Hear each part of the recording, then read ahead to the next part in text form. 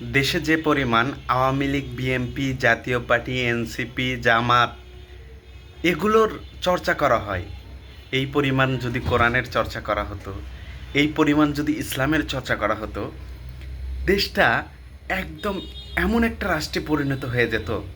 ইসলামের সোনালী যুগ সবাই জানেন, হজরত উমর রাদিয়াল্লাহু তাআলার শাসনামল, যে যুগে সাদাকা নেওয়ার জন্য মানুষ খুঁজে পাওয়া যেত না।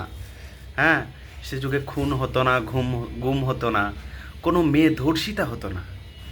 যদি আল্লাহর আইন নিয়ে এত গবেষণা করা হতো, তাহলে এ দেশটা অনেক আগেই পরিবর্তন হয়ে যেত। কিন্তু আমরা তো কপাল পরা মুসলমান, তাই নাই কি? যদি তাই নাই হতাম, তাহলে আওয়ামী লীগ বিএনপি নিয়ে মারামারি, কাটাকাটি কত কি! অথচ আল্লাহর কোরআন নিয়ে আমরা একটু বসারও সময় পাই না। এটা আমাদের ব্যর্থতা ছাড়া আর কিচ্ছু না। আল্লাহ আপনাকে আমাকে হেদায়েত দান করুক, নচেত কাল কিয়ামতের ময়দানে জবাবদিহি করতে পারবো না।